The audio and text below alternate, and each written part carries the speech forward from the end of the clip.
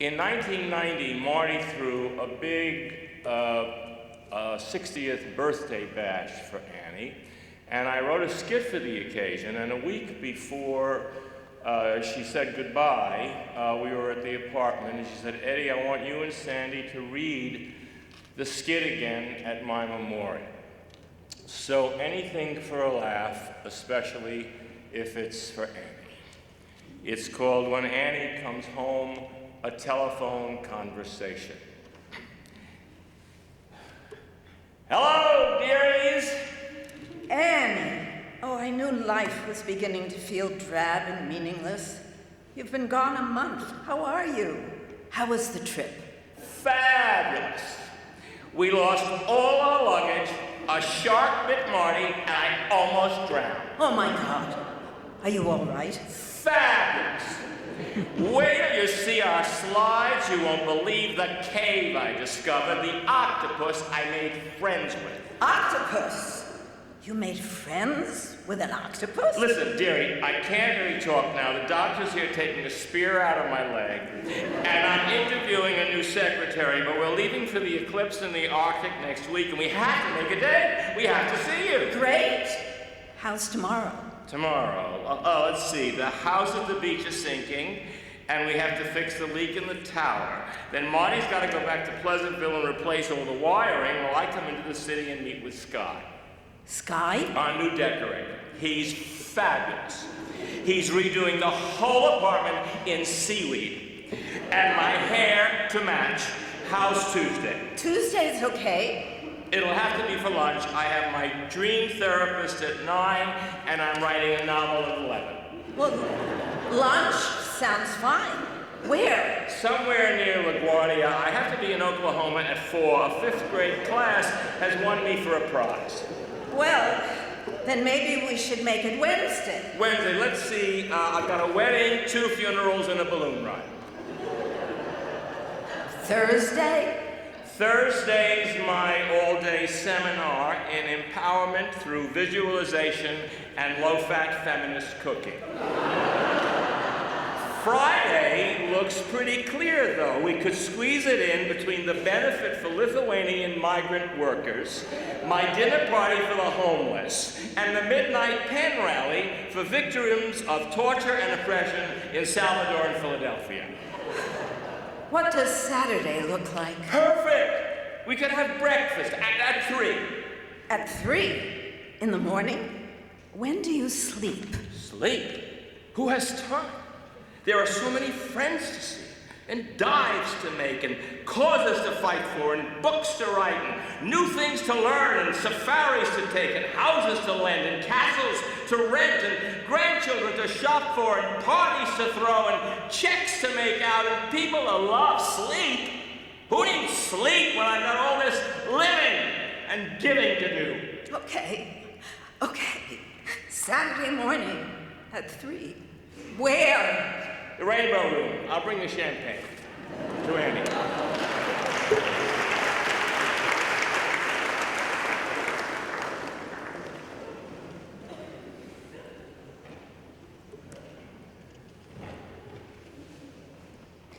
Next, I'd like to invite up Lillia, Judith, and Mort Gerberg.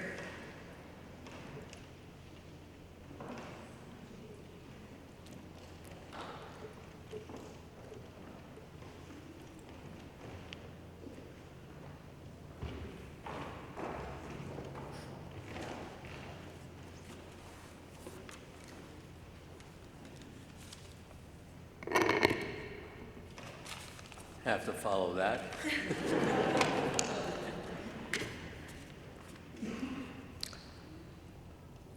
I met Anne as a blind date dinner partner soon after I came back to New York from Mexico in 1962 to try a new life as a freelancer, and immediately she became a perfect best friend. For the next 53 years, she was reliably smart, funny, and forever positive. We joked and supported each other, both professionally and personally, creatively and emotionally. She gave Judith a ringing stamp of approval when I first introduced them. She invited me to collaborate with her and jump-started my own work in children's books. One time, she absolutely insisted, you know how could she insist? She insisted that I had to illustrate Mr. Skinner's skinny house because I was positively the skinniest artist she had ever met in her life. Her energy and enthusiasm were contagious and inspired me always to try new ideas, try to keep up with her. Right up until the end, we were talking about new projects to create together. Along with Marty, she was our role model for how to live a truly generous, good life. It's hard to believe that Anne is still not with us. But on second thought, she is.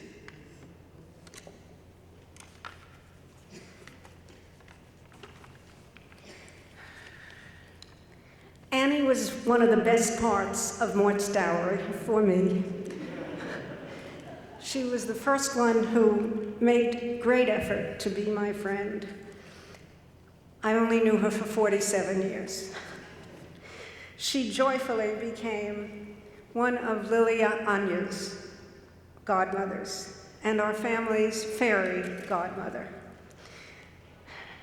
We shared many adventures together, both in the world, Africa, Mexico, Tortola, and right here in New York City, and of course, West Hampton. Even if we didn't travel with Annie, she would return with wonderful stories and pictures and gifts for all the children. She had a gift for giving and for sharing experiences so that we were all able to enjoy them. And of course, she had a gift for words, an author and poet extraordinary. So the last time I saw her, about a week before she left us and went to Bliss, as she told us, I gave her a poem, and I'll read you an excerpt from it. It's a traditional poem that's done at certain Jewish memorials. It's by Edward Guest.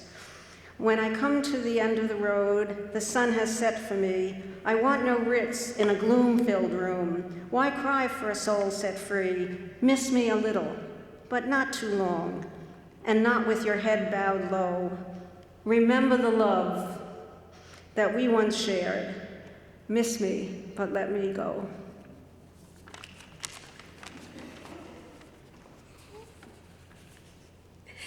The first time I laughed was with Annie when I was a baby. She tickled me and I giggled. Throughout my life, she has brought me much joy and laughter. Growing up, I remember weekends with my family and with Annie and Marty at the beach and in Pleasantville. There was sunshine and boat rides, dinners when I got to stay up later than usual. When I was in Peace Corps in Zambia, Annie came to visit, and we went to South Luangwa Game Park together. And we both woke up early in the morning and together wrote in our journals outside as the hippos were barking in the lagoon. For Annie, this was just another normal day. During a walking safari, we came across a family of lions and clumsily, hurriedly backed away in a single file, hearts pounding. I loved the adventure with her and the reliving of the journeys through her stories. Her generosity extended to my children, a god-grandmother to Jaina and Max. She gave us copies of her books, inscribing too much noise to her god-granddaughter, who makes the best noises. Don't make a noise. And then we had Dick earlier recount the story, and then, just like Peter at the end of that book, Annie got into her bed and went to sleep and dreamed a very quiet dream. Just as she was a role model for how to live, so did she provide an example of how to die with dignity, grace, and courage, surrounded by her loving family. Annie, we miss you, but you are indeed still with us and always will be.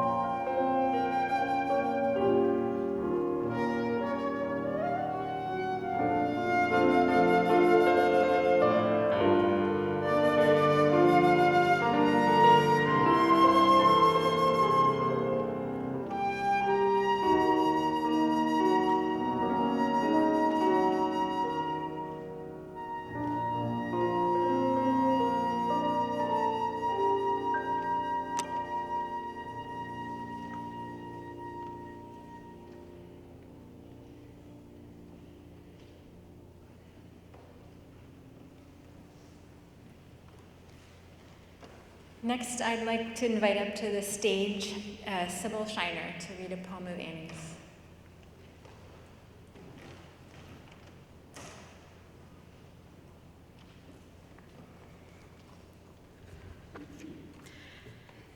Annie was a woman of exceptional grace and eccentric style. She was an authentic beauty who could be as glamorous as a Hollywood movie star one moment and as comic as a great clown the next. Annie was a magical mother-in-law. She preferred mother-in-love. Being one of her daughters in love is a great blessing. She was my snorkeling partner, movie-going pal, and comrade in clowning.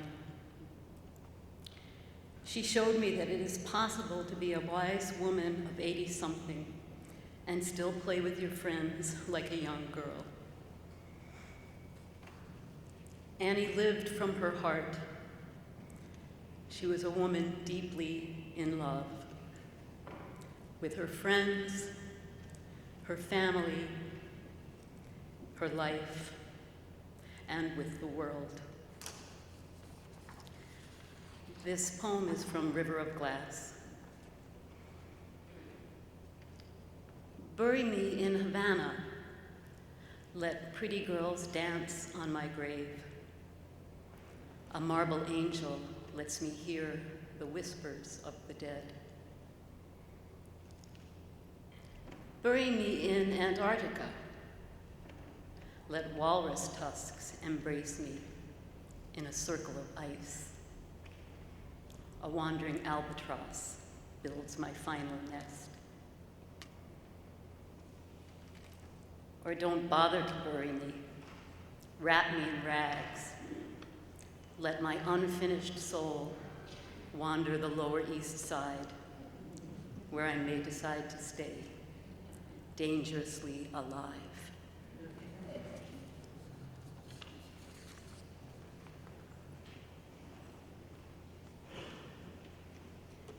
Next, I'd like to invite up Carole Hyatt to speak.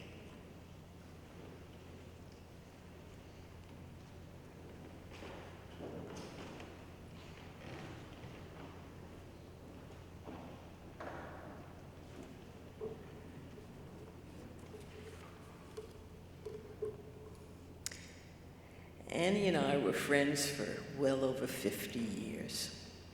We met because we both loved children. And I had a children's theater, and Mort Gerberg said, "You've got to meet Annie." And we met and just shared so many things. Annie's beloved family, I call them the Remarkable 14, asked me to speak about Annie and collage. Making collage is an art that 4 of us started together. Georgianne Heller, Bobby Van, Annie and I, and we collaged for well over 20 years. Annie was, of course, our main planner, finding out where to go, where to study. She was the most studious and had the most art material. The material, when you go to her house, goes from the floor to the ceiling in one of her bathrooms. It all is perfectly there for you to pull out exactly what you needed. But you had to be careful, because Annie, too, was going to use that material someday, and you could have a little piece, but you couldn't have the whole thing. But then she felt badly, and she said, "Okay, I'll give you half." She was also the leader of the simple song we sang. Collage, collage, collage. And we traveled and gathered collage elements from shells to scraps, candy wrappers, sheet music, buttons, bows, photos that she took, advertisements that Allison was constantly changing on that machine of theirs. She exhibited her work in many places, including the Century Club, where groups avidly surrounded her ultimate construction.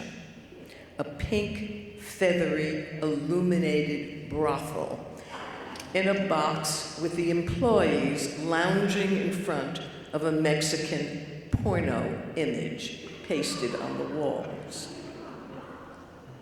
We bought that porno image in Mexico at a stall, and I said, "Annie, come on over, we have the perfect collage." She was a little embarrassed, but we bought it. In thinking about our collages, it's something that Jim talked about, the metaphor.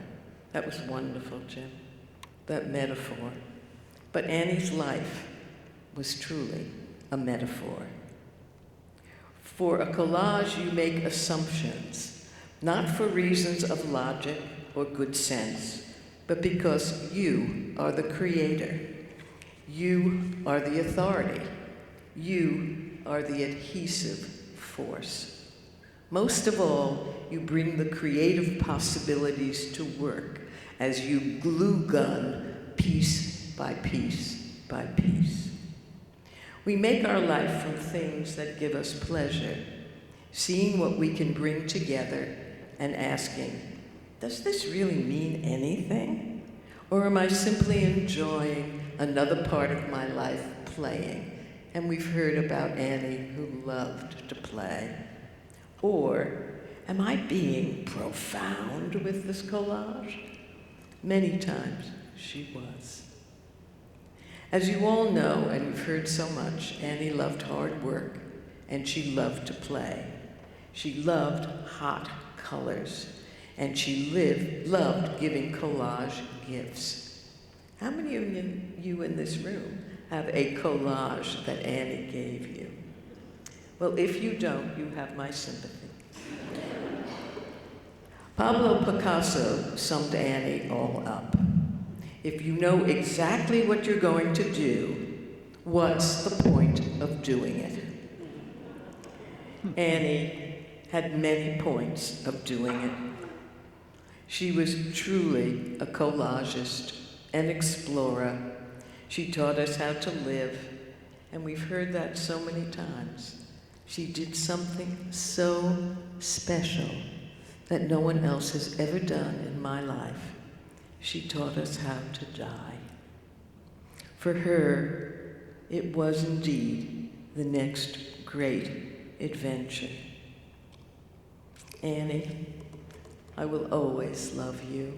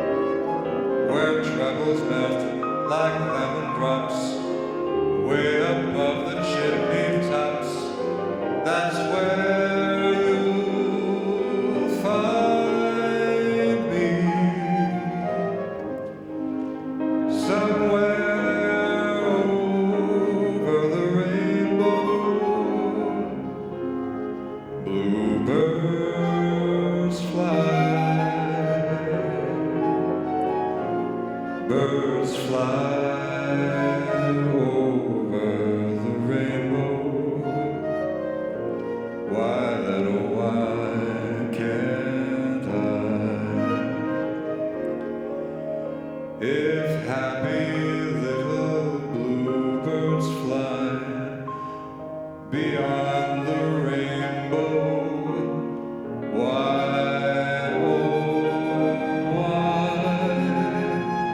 can't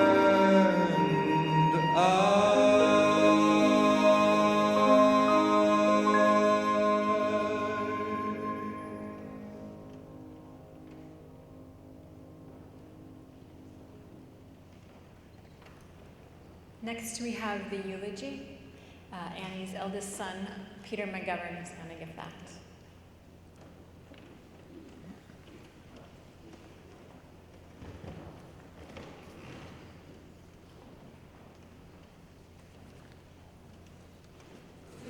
What a song.